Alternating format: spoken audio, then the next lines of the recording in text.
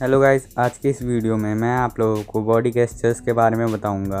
अगर आप लोग बॉडी गेस्चर्स को अच्छे से समझ पाते हो तब आप किसी भी पर्सन का 75% तक माइंड पढ़ सकते हो।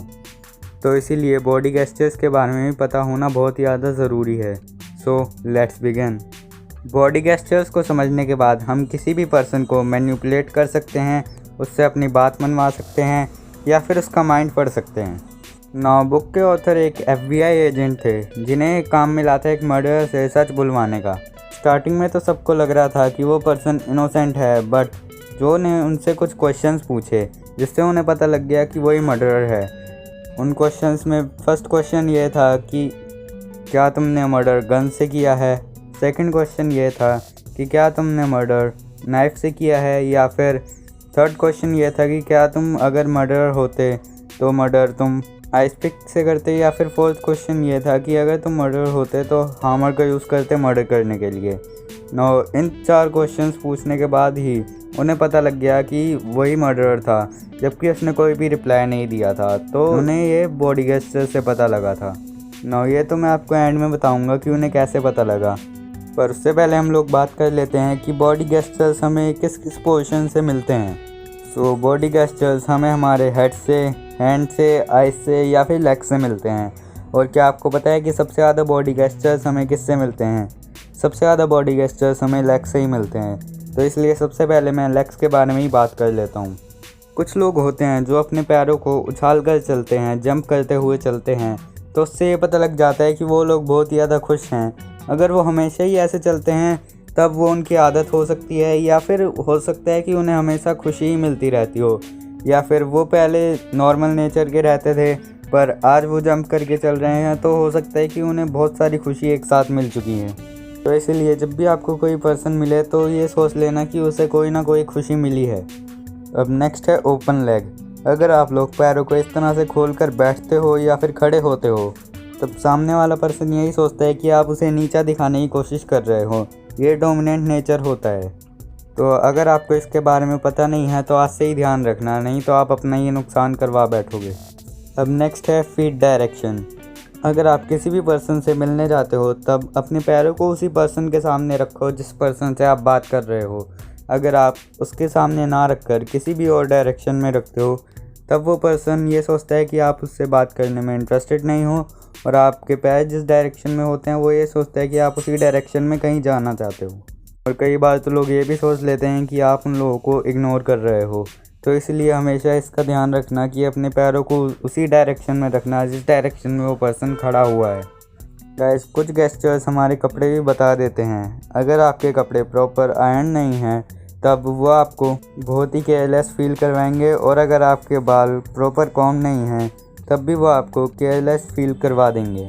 लोग यही सोचते हैं कि आप अपने ही ध्यान नहीं रख पाते। इसलिए अगर आप अपनी बॉडी के सारे गेस्चर ठीक कर लो बट अपने क्लोथ्स पर ही ध्यान ना दो तब आपका ड्रेसिंग सेंस ही उन्हें बहुत ही ज़्यादा नेगेटिव फील करवा देगा। अब बारी आती है हैंड के गेस्चर्स की। तो उसमें फर्स्ट है हिडन हैंड। अगर आप लोग अपने हाथों को इस तरह से पीछे छुपा कर रखते हो तब सामने वाला आपके साथ अनकंफर्टेबल फील करने लग जाता है, क्योंकि आपने मूवीज़ में भी देखा होगा कि जब भी कोई पर्सन किसी और को मारने जा रहा होता है तब वो अपने हाथ पीछे ही रखता है। सामने वाला पर्सन यही सोचता है कि आप उस पर अटैक करने आ रहे हो।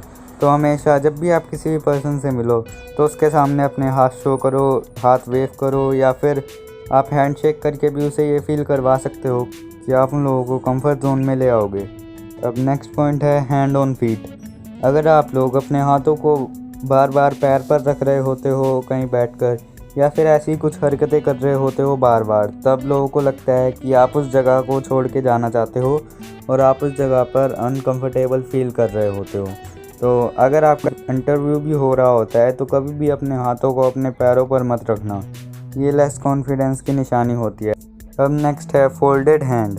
आप लोग कभी ना कभी किसी ऐसे पर्सन से मिले होंगे जिसकी बात सुनने में आप बिल्कुल भी इंटरेस्टेड नहीं हो, तब आप उसके सामने अपने हाथों को फोल्ड कर लेते हो। ये चीज़ें भी उस पर्सन को इरिटेटेड फील करवा देती हैं। जब भी किसी पर्सन से मिलो तब अपने हाथों को कभी भी इस तरह से फोल्ड मत करो। चाहे अगर आप उसकी बात सुनने में इंटरेस्टेड भी नहीं होते हो तब आप उसे कोई और बहाना देकर वहाँ से लीव कर सकते हो, बट अगर आप ऐसा करते हो तब वो आपके साथ कभी भी बात नहीं करेगा। और वो आपसे बात करने में कभी भी अब इंटरेस्टेड नहीं होगा, इसलिए इस बात का भी हमेशा ध्यान रखना।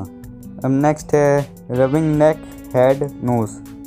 अपने गले पर बार बार हाथ रखना, अपने सर पर हाथ रखना या फिर अपनी नोज़ पर हाथ रखना ये शो कर देता है कि आप कुछ ना कुछ झूठ बोल रहे हो। झूठ बोलते टाइम हम लोगों के इतने सारे गेस्चर्स बाहर आ जाते हैं जिससे कोई भी पर्सन हमारे झूठ को ईजिली आइडेंटिफाई कर सकता है, जिनमें से ये तीनों गेस्चर्स ही बहुत ज़्यादा इंपॉर्टेंट होते हैं, तो इसलिए हमेशा इन तीनों गेस्चर्स का ध्यान रखना। अब हम आइज़ के गेस्चर्स के बारे में बात कर लेते हैं। तो उसमें फ़र्स्ट है बिग प्यूपिल। अगर आपकी आँख का प्यूपिल यानी जो ये ब्लैक पोर्शन होता है कुछ ज़्यादा ही बड़ा हो जाता है एकदम से, तब आप समझ सकते हो कि आपको एकदम से ही खुशी मिली है। अगर आप लोग किसी पर्सन के साथ हो और उसका प्यूपिल एकदम से ही बड़ा हो जाता है, तब ये सोच लेना कि वो अब हैप्पी फील कर रहा है और वो कंफर्टेबल भी है। पर ये ध्यान रखना कि वहाँ पर लाइटनिंग कम ना हो, क्योंकि आपका प्यूपिल तब भी बड़ा होता है जब किसी एरिया में लाइटनिंग कम होती है और आप बेफालतू में ये एज्यूम कर लो कि वो पर्सन आज बहुत ही खुश है। अब नेक्स्ट है कि अगर आपकी आइज़ राइट साइड में ऊपर की तरफ जाती है, तब ये शो हो जाता है कि आप लोग कुछ इमेजिन कर रहे हो या फिर झूठ बनाने की कोशिश कर रहे हो। और अगर आपकी आंखें लेफ़्ट साइड में ऊपर की तरफ जाती हैं, तब लोगों को लगता है कि आप कुछ रिमेंबर कर रहे हो, याद करने की कोशिश कर रहे हो। आप लोग बार बार अपनी आंखों को लेफ़्ट एंड राइट घुमाते रहते हो, तब लोगों को लगता है कि आप उनके साथ अनकंफर्टेबल फील कर रहे हो और आप वहाँ से जाना चाहते हो। तो जब भी कोई पर्सन आपके सामने ऐसा करे, तब वहाँ पर एक्सक्यूज़ कर बस उस जगह को छोड़ दो। अब बात कर लेते हैं हेड के बॉडी गेस्चर्स की। तो उसमें बस 2 ही गेस्चर्स हैं जो बहुत ज़्यादा इंपॉर्टेंट हैं, क्योंकि हेड के गेस्चर इतने ज़्यादा मिल नहीं पाते। तो उसमें फ़र्स्ट है मूवमेंट सेम। अगर आप किसी पर्सन से मिलते हो जो आपकी तरह ही मूवमेंट कर रहा है, जैसे आप मूवमेंट कर रहे हो वैसे ही वो भी अपने हाथों को मूव कर रहा है, तब आप ये समझ लेना कि वो पर्सन आपसे बात करने में बहुत ज़्यादा इंटरेस्टेड है। और अगर आप बिल्कुल ही अपोजिट मूवमेंट करते हो उस पर्सन से, तब ये समझ लेना कि वो पर्सन आपसे बहुत ही ज़्यादा इरिटेट है।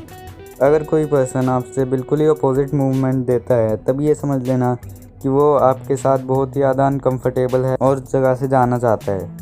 तो हमेशा आप लोग सेम मूवमेंट रखना जिस भी पर्सन से आप मिल रहे हो, जो उन्हें हमेशा कंफर्टेबल फील करवाएगा। क्या आप लोगों को पता है कि कम्युनिकेशन का 7% व्हाट यू से पर डिपेंड करता है, 38% हाउ यू से और 55% बॉडी लैंग्वेज पर डिपेंड करता है। इसलिए ये पढ़ना भी हमारे लिए बहुत ही ज़्यादा इम्पोर्टेंट हो जाता है। अब बात कर लेते हैं FBI एजेंट की। तो जब उन्होंने स्टार्टिंग के 2 क्वेश्चन पूछे थे, तब मर्डर की आंखें सामने ही थी, बट जब उन्होंने ये पूछा था कि क्या तुमने मर्डर आइस पिक से किया है, तब उसकी आंखें नीचे हो गई थी, जिससे उन्हें पता लग गया था कि वही मर्डर है। क्योंकि जब उन्होंने 4th क्वेश्चन पूछा था, तब उसकी आंखें दोबारा ऊपर उठ गई थी और एक्चुअल में मर्डर आइस पिक से ही हुआ था। ये बात FBI एजेंट और मर्डर के अलावा कोई भी नहीं जानता था। सुनाओ, उस FBI एजेंट का नाम जो नवारो था, जिन्होंने अपनी इस बुक में व्हाट एवरीबॉडी इज सेइंग में बताया है ये सारे गेस्चर्स। सो अगर आपको मेरी ये वीडियो पसंद आई हो तो मेरी इस वीडियो को लाइक करना और मेरे चैनल को सब्सक्राइब कर लेना, जहाँ मैं आपके लिए ऐसी कुछ और वीडियो लाता रहूँगा। So thank you.